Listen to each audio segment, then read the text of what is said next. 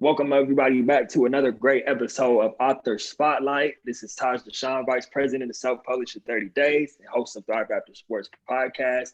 I'm here today with a very special guest, Mr. Prince Daniels Jr. What's going on, Prince? Hey man, how you doing? Hope all is well with everybody. Hey, you told me that I sound like I'm a jazz radio jockey, man. So I just want to tell everybody, welcome to 97.2 Jazz, smooth Yeah, jazz. that's what I'm talking Yeah, about. That's what I'm talking about. Go ahead and get your glass of wine, get your cognac, yeah, get your meditation on, sit back with your feet up. Let the exactly. sound of Prince's voice just carry you through your evening, man, whatever you're doing right now. Oh no, man, thank you for this opportunity. I'm happy to be here. Man, thank you for coming on. It's an absolute pleasure to have you. For everybody listening, if you don't already know about Prince, I'm going to give him a brief introduction and then I'm going to get out the way and we're just going to dive into this amazing story, all the great work that this man is doing, the book that's coming out. Let me just give a brief intro and we'll get right into it. So, Prince Daniels Jr. is a former NFL running back turned practitioner of mindfulness and meditation. He's an author and an entrepreneur who lives by the mantra, nothing is impossible unless you truly believe it is. Wow. His personal story is one of determination and true to life testimony that anything is possible. His football career began as a walk on for the Georgia Tech Yellow Jackets, but eventually he suffered a career-ending injury while playing for the Baltimore Ravens. Using meditation as a tool for recovery from his depression and loss of identity, he found his calling of helping people and their vision, find their vision and their purpose in the game beyond the game, which is life. Prince's new book, Mindfulness for the Ultimate Athlete, Mastering the Balance Between Power and Peace, helps athletes and high achievers reach their ultimate potential. Amazing, amazing stuff, Prince. So I Yeah. got a copy of the book right here, man. If you're watching this on video, or you can just go check it out. You heard the title, Mindfulness for the Ultimate Athlete, Mastering the Balance Between Power and Peace. I think you've done an extraordinary job through the book of laying that out, what that looks like, not just talking about it from your perspective, but giving people tangible tools to be able to incorporate these practices into their lives, which have been so beneficial for you. I want to just, before we really dive into the book, can we just start at the beginning? And I'm being selfish for all my Thrive After Sports listeners right now. Can you just talk about suffering the career ending injury? What was that transition period into life after the game like for you? Oh man, so it wasn't per se like a career-ending injury. It was just multiple injuries on top of multiple injuries. And so on paper, it looks like I was injury prone. So, if someone want to do a quick assessment of me or look at my resume, it's just I was injured this year, I was injured that year.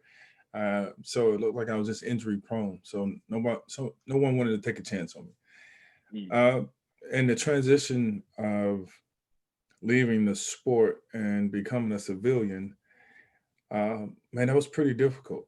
What I learned was through my transition, and this happens with a lot of athletes. You don't leave on, you don't get a lot of athletes don't get a chance to leave on their own time. Some athletes do; they're very fortunate, but some don't. And the ones that don't, there's never really a full transition between the body, the mind, and the spirit because your body is still equipped for that arena. Your mind is still thinking like, I have a chance, never quit, never die, keep going, keep pushing, and your spirit is still left in the game. You still have this burning desire to play, but the reality is you just got let go. And so now that things have changed and moved, like your alignment between your mind, your body, and your spirit is off because the other two components never came with the body. It's just you're just going through the motion, and it's usually your spirit leads you, or it ignites you. Then your mind calculates how it's going to get to the destination, and the body is the byproduct.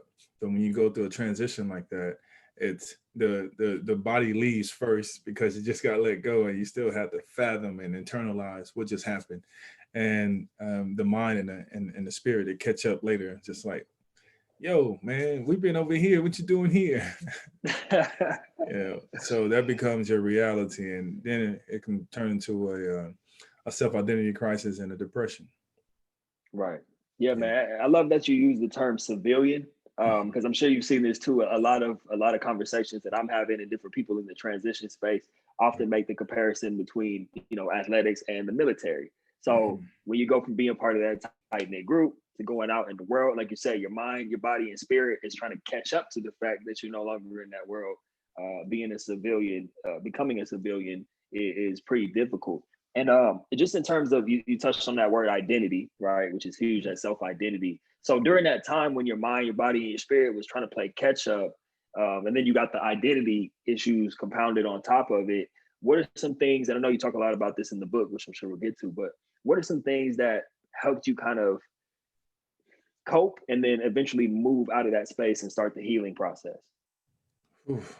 Um, one of the things that really helped me cope uh, was having a schedule and writing things in my schedule so I can have something to do.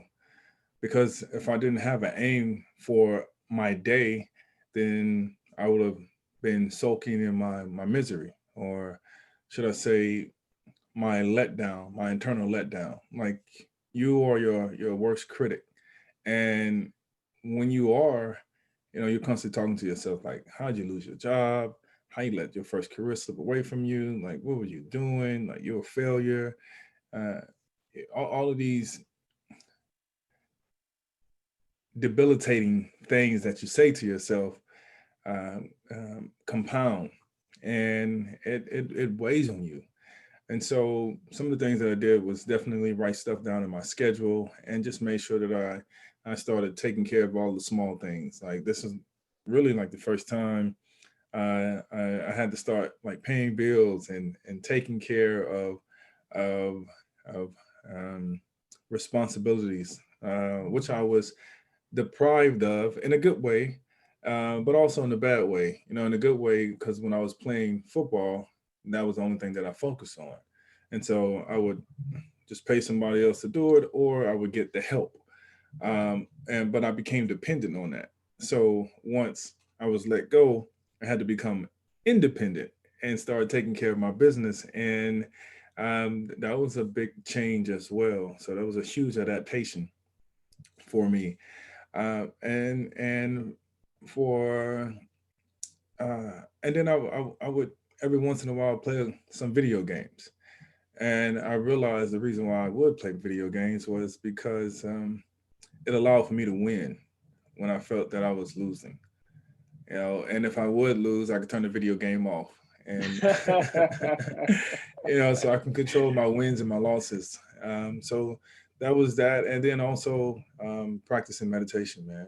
The practice of meditation, basically union with the self, just learning about who I am and why I'm in this situation, and being able to accept myself.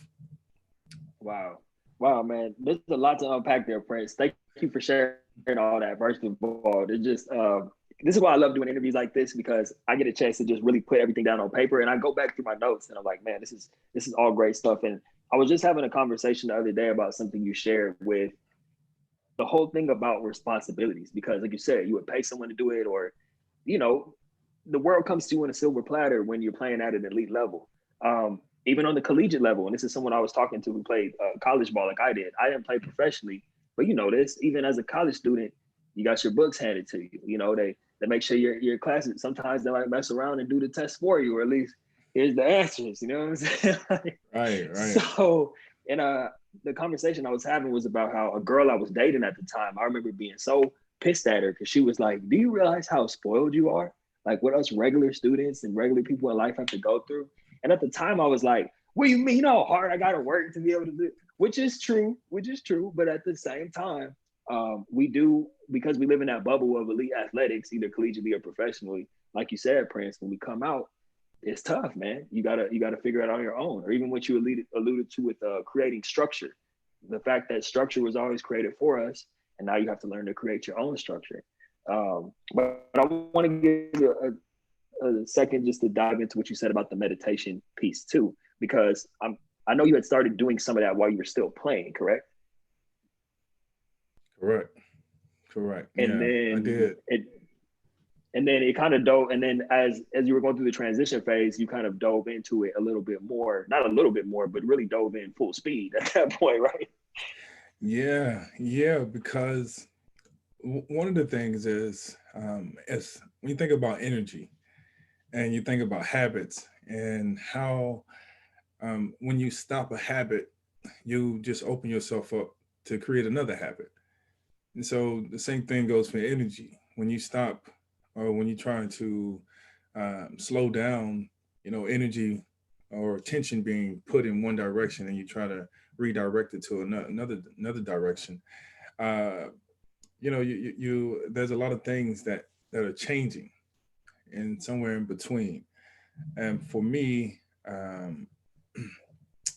you know, practicing meditation was something that just gave me a sense of calmness and also like a sense of relief of being able to let go of the game of football because you are on this big stage and it's only 1% of people that get into this or less than 1% into this space and or this organization or this elite level.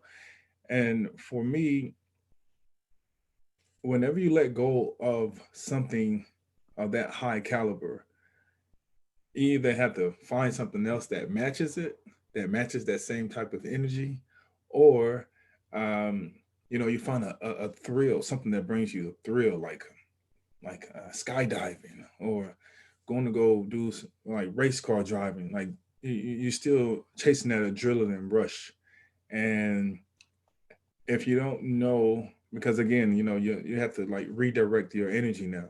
So if you don't know what what object or subject to put your energy into, you can run yourself a bit crazy or run yourself into a depression because just coming off that pedestal and stepping down and realizing like, man, I got to do what everyone else is doing. I got to get out here and hustle. And I have to get out here and work. You have some advantages because you played on a team sport, but still, um, this is not Cheers, because you can't always go to a place where everybody knows your name, Right. it can only, now you are reestablishing yourself and letting people know like this is who I am, but there's more to me and I'm more than an athlete.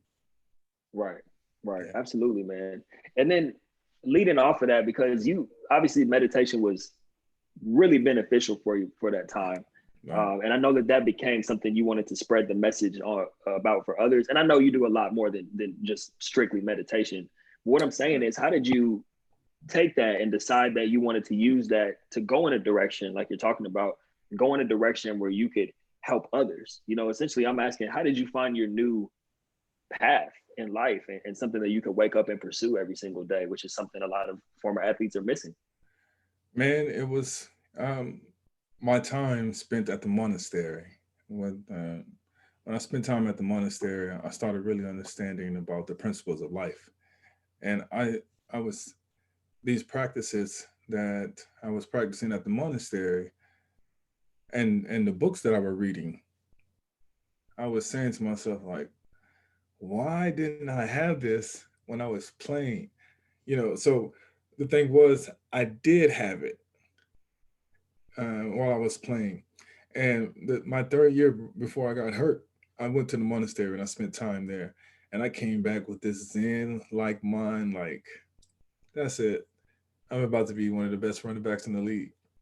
But I ended up injuring myself. And then the reason I injured myself is because uh, of my emotional intelligence.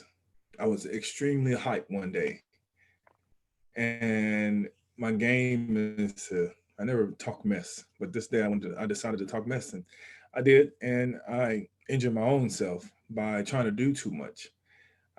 And what I realized was, if I had more of a hold on my meditation, then I would have been able to do a lot more, man, and redirect my energy to make sure that I use it wisely.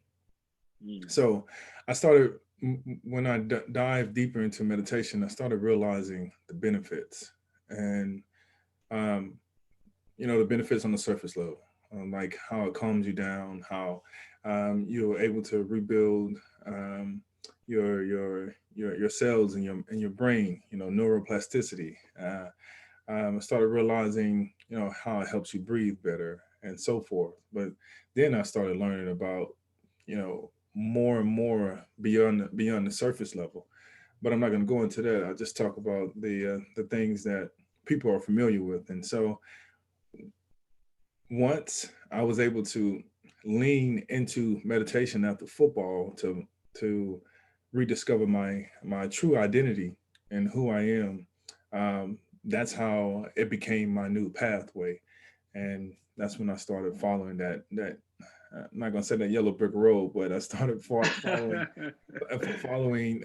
my true self and my desires and my passion, and then my passion became my purpose. I love that, man. I love the way you articulated that. Your passion became your purpose. Yeah. I had a. It sounds like, and because you were so in tune with that inner voice, it was almost like just the fact that you were able to sit still and be quiet and be mindful. You were almost being led, whereas you didn't have to apply the. I'm sorry. Did you want to say something about that? Oh no, I was able to tap into my higher self, Mm, um, and I think everyone can agree that we all have a higher self.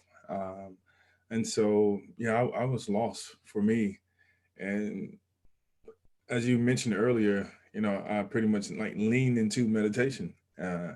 Yeah, because after being prematurely discharged, you have a plan, and my plan did not pan out. And so after I was prematurely discharged, it was like, well, that was my stage. I identified with that. Who do I lean on now? Now that I'm out of the game, it can't be other players because they're still in the game and they have responsibilities and they have to go and play the game. But for me, I'm on the outside looking in, like, man, I want to get back to that. I want to get back to that, but I'm not able to because I was released. And so now you have to find something that you can pour your strength, your energy into, because that platform is not available for you anymore. And one thing with meditation, I was just able, I learned I learned so much just through my meditation practices about how uh, just your posture, just you leaning, leaning to the left, leaning to the right, trying to maintain an erect posture. You start to learn a lot about how you need to learn how to support yourself and rely on your inner self, your energy, the universe, the creator, how we're all connected. And because a lot of times when you don't know where to go, you're looking for a higher power, something to speak to you, something. And so that's what I was looking for. I was looking to connect, and I was able to find that connection at some point in time of revisiting and consistently tapping back into who I am. And once I was able to see that, uh, what through myself with my eyes closed, so it wasn't with my two physical eyes, but it was with my mind and my spirit and my third eye. I was able to tap into um, the beautiful gift that's inside of us that we all come from. So mm. That's deep, Chris. I really like that, man. I like that you took it there for a second because, like I consider myself pretty, very in tune with the, whatever you want to call it, like you said, source or right, and just right, allowing right. yourself to be the highest version of yourself, so you can be connected with the highest version of the energy that governs us all. Correct. And I love how because it sounds like, and there's a common thread on this show that which is why I love doing these interviews. Another great reason is that any athlete who goes through the transition eventually finds things that heal them or that light them up again, and they're able to heal themselves through that, and then pass that on to other people. And I did a panel last month called Athlete to Entrepreneur, just talking about. I'd love to have you on one of those panels, by the way. We'll talk about that offline. Cool. But I had one of the panelists, Amobi Akugo. He's a professional soccer player, now owns a Frugal Athlete. One of the things that he said that I really like was that your passion is what lights you up, and your purpose is how you have an impact on other people. And it sounds like through, like I'm saying, your discoveries, through everything you learned about yourself and the things that kept you connected and tapped into your highest self, that is what turned into the purpose that now you are serving other people through that vehicle. Right. Yeah. Yeah.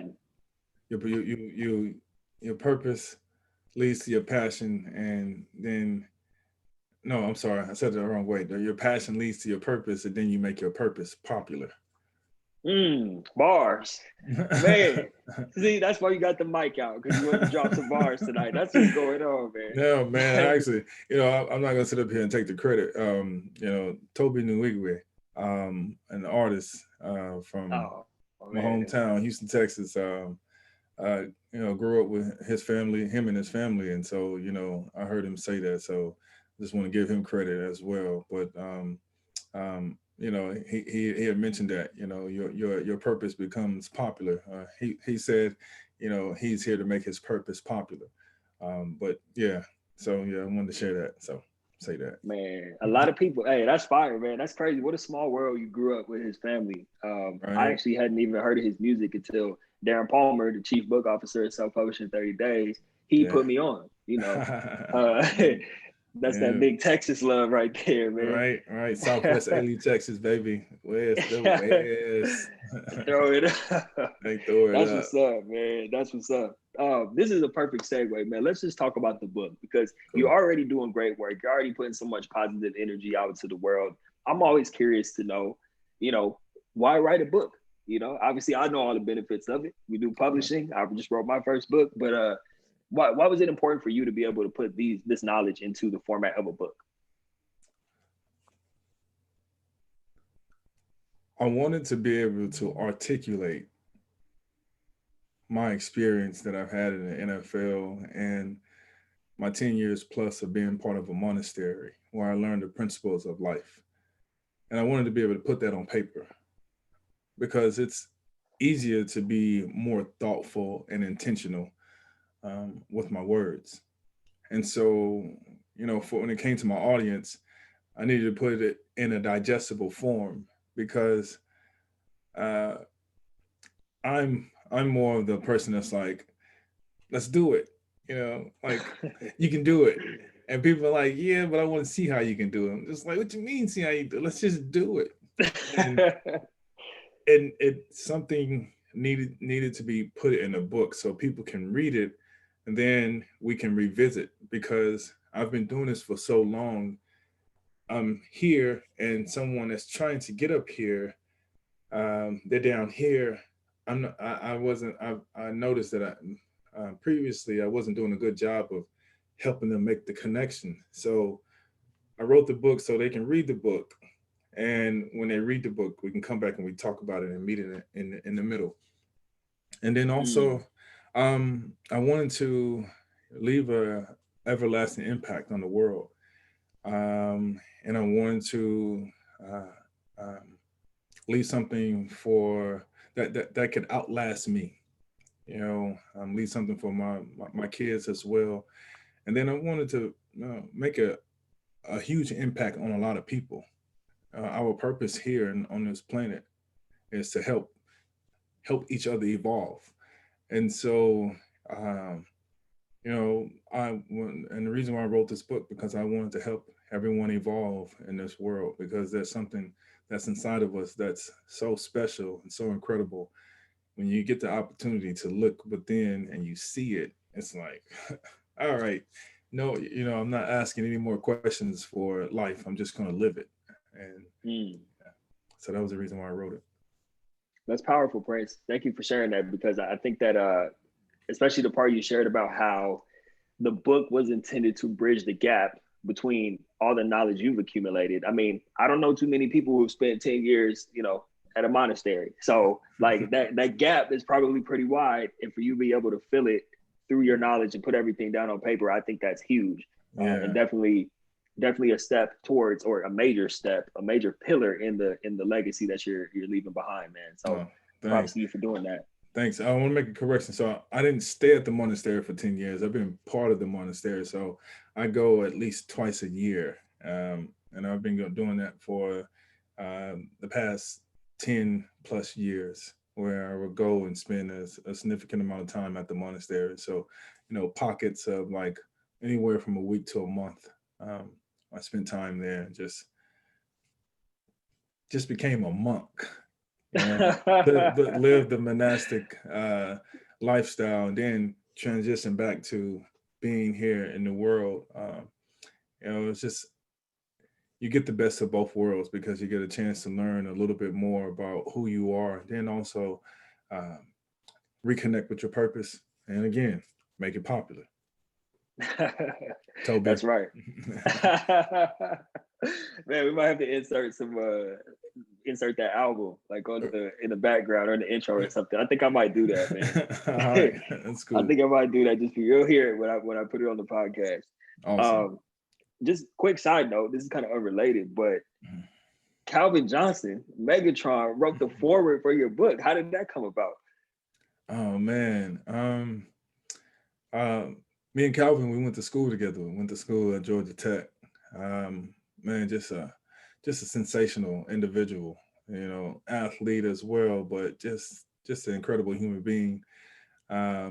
Someone that who he was younger than me, but I looked up to him because just all his discipline and his level of focus. But how it came about, he's always supported me in everything that I do. It's just, I've just always looked to elevate people's game, and always look to become the best version of myself. And so I was always doing what others would not do.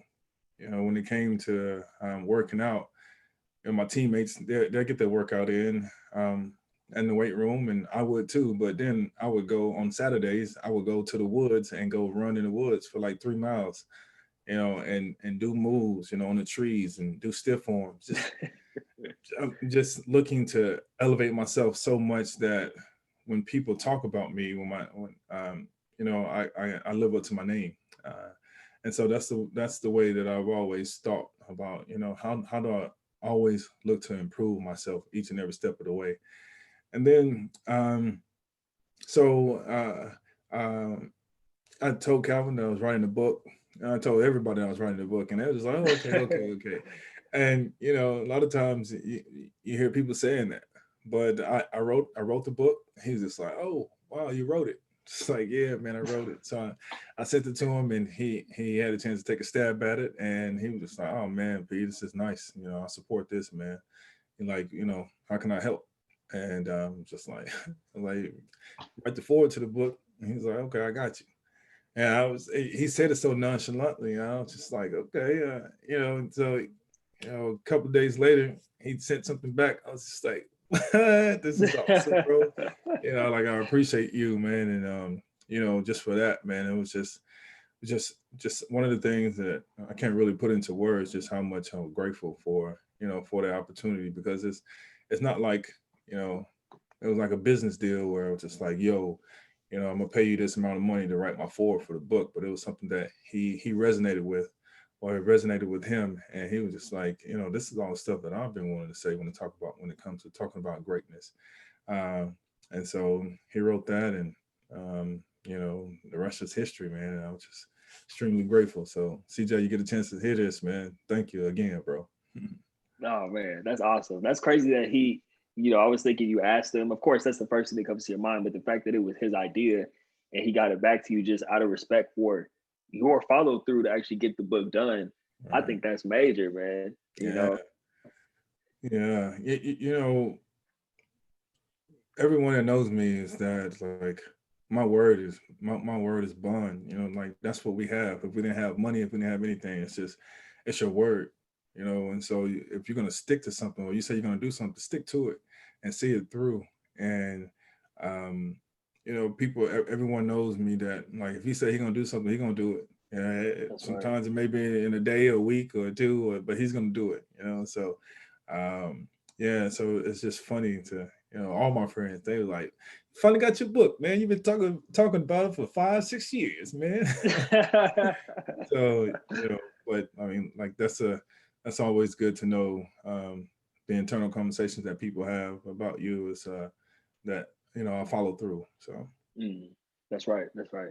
And yeah. then one of the things, having recently published a book myself, one of the things that I'm seeing, or even just throughout the process of writing my book, um, I don't know if you can relate to this. I'm curious to know about your experience because as I was writing, I felt that I was putting myself to the test, right? Like it's one thing, like I know you do coaching as well. I've coached tons of athletes and put out podcasts after podcasts and different blogs and been on other people's podcasts. And at a certain point, you start to be like, okay, I know what I'm talking about. I got this. It just rolls off my tongue. And then you sit down and do the process of writing a book. And it's not necessarily that it's difficult, but that it's really you are, like I said, putting yourself to the test. Like, what do I actually know? How can I make, and you making all these tweaks and adjustments. Like, did you grow through the process of writing the book? Most definitely, man. I mean, it started off with me having this idea, and then from the idea, I started jotting down all my ideas, brainstorming, and then started conceptualizing the book, and then after that, like now coming up with chapters. So there was a lot of structure that was involved that I had to learn on the fly or learn before I actually sit down and actually start writing the book.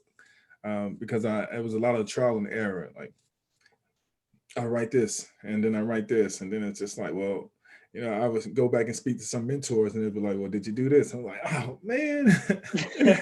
And then like shout outs to like songwriters and artists, because for me, man, I was writing the book and it was certain chapters and I would just be like, I need to add something else in there, and I need to add this and I need to add that. And the reason why I say shout out to artists is because um, you can write a song and then move on to the next. So for me, I had a difficult time trying to move on to the next because I always felt like, I wanted to try to improve um, um, uh, everything that I was putting into a book. A lot of times you write a book and you want to be so great at writing the book and delivering the message and the content, but what really happens is it's just the energy that you put into it. The Mm. energy that you put into it and writing a book is the same energy that people will resonate with whenever they read it. Absolutely, absolutely. Well said. Yeah, I think that I had a very similar experience too, where I was always, like you said, like a songwriter. Like, I want to add this and add that. And at a certain point, it's easy for me, at least. I was getting caught up in being a perfectionist Mhm. versus like, man, I just need to get this out, not rush it, but Right. just be happy with what I have and get it out. So the longer I'm delaying, that's more people who it's not impacting because it's sitting on my computer instead of getting it out there. Exactly. So, yeah, that's, and then I was fortunate to have a good team behind me at Self-Published in 30 Days, where like the structure was very clearly laid out. Like you write Mhm. on this topic, you send it in, we edit it. So, and as an athlete, I take it as a challenge. Like, okay, I got this amount of weeks. I'm not gonna let a week go by where I don't submit my chapter for editing. Like, let's get it. We're off to the races. So yeah, man. I feel like, do you think that this is another interesting conversation I was having kind of offline the other day. Do you feel like the process of writing a book is almost like a form of personal development for the author? Yeah, because one, you're tapping into your creativity, you're tapping into your ability to be vulnerable as well, even if it's not a personal book. It helps you grow in the fact of like, wow, I started something and I was able to complete it. And that's a huge feat in itself. Mm, Being able to put words, you know, basically which is energy onto a page, uh, and depending on how many numbers of pages that you put it on, it's very therapeutic. It's a growing process, whether it's growing pains or just the feeling of achievement. You've done something mm, that's pretty difficult, and you discipline yourself to do it. And so through that process, you mature, because you just accomplished something that a lot of people fail at. Yeah, absolutely. That's well said, man. I don't want to make it seem like I'm going a complete different direction right now, but as you were talking, it just popped into my head like, man, we gotta talk to the former athletes again. And I just think it would be great with everything you have going on and all the wisdom you've already shared. If you just give some advice to those former athletes out there right now who, seasons were canceled. A lot of collegiate athletes I'm working with, their senior year was canceled. I can't even imagine what that would be like. So if you could just give some advice to that transitioning athlete right now who's lost, trying to figure out their next steps, what would that be? Go and get my book. That's right. I know that's right. Go get that. Yeah, go Yeah, get that go get mindfulness, that book, man. right? Mindfulness for Mindfulness. the Ultimate Athlete. Learning how Uh, to master the balance between your power yes, and sir. peace. You know, um,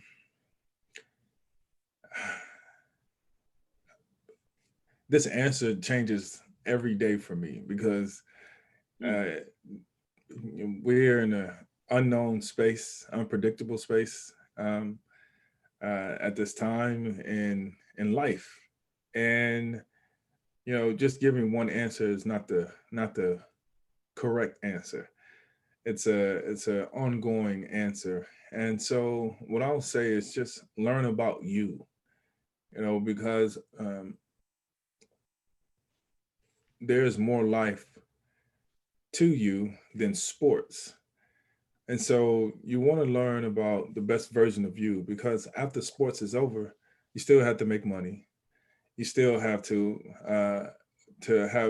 live a prosperous and joyful and happy life.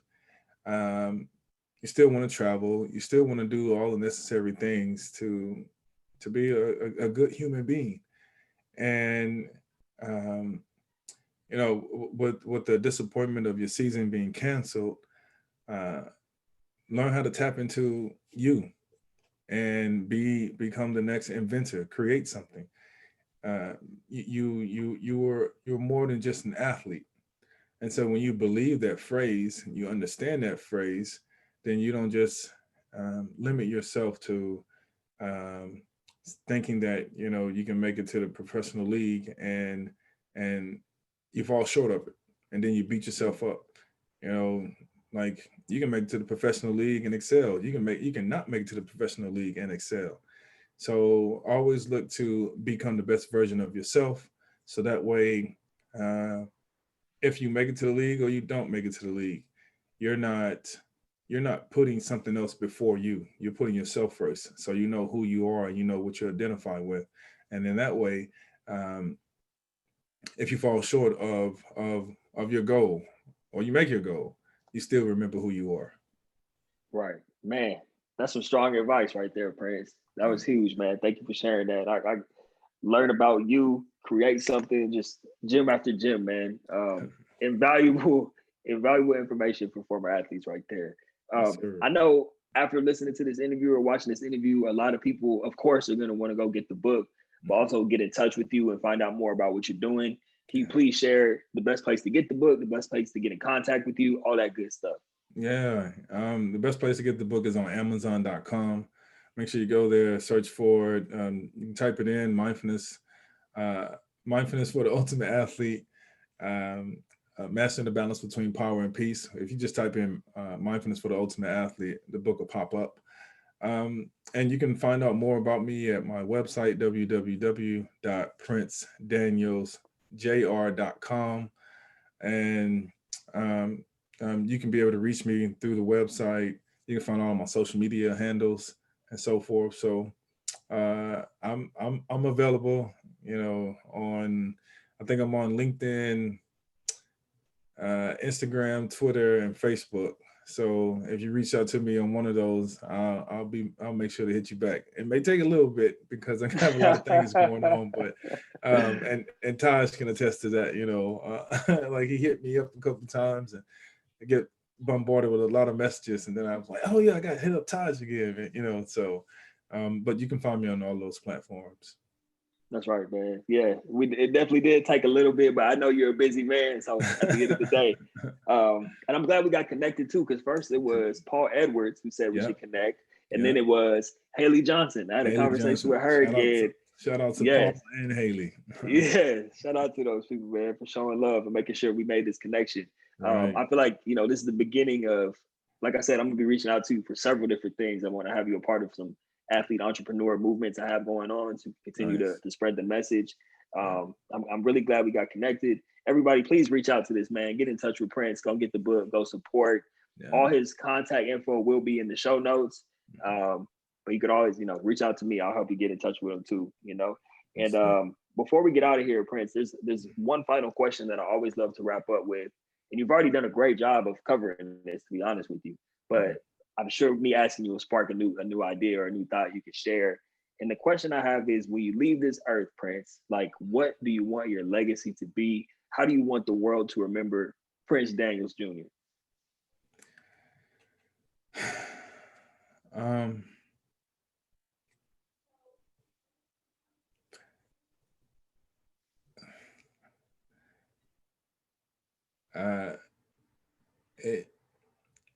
He taught me how to live life.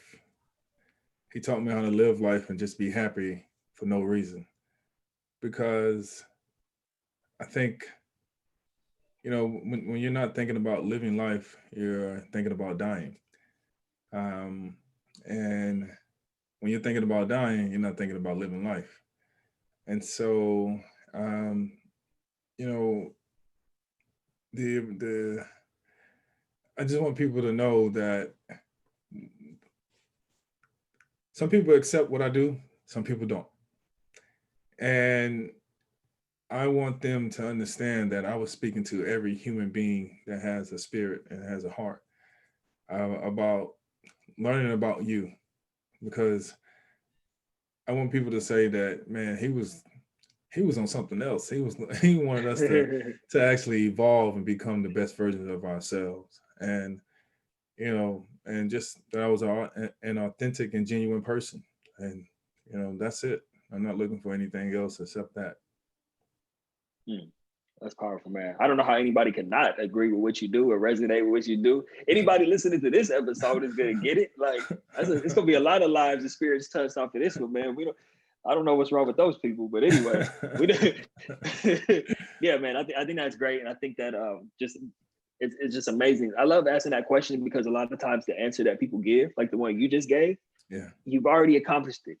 You know what I mean? If you fell off the face of the earth, and I know you got 60, 70, 80 more years on this planet. But what I'm saying is, like, you've already done that, the mission that you set out to do. So much respect to what you're doing, brother. Man, much respect. Thank you for coming on. Thank you, sir. Thank you for coming on and sharing. We will be in touch for many more projects. This is not the last time you will hear from Prince on these platforms, folks. So with that being said, thank you again to our guest, Prince Daniels Jr. Get in touch with this man. Thank you for tuning in to Author Spotlight. Thank you for tuning in to ThriveAfterSports. Everybody, take Prince's advice and tap into yourself. Find out about who you are, and we'll see you on the next episode. Peace.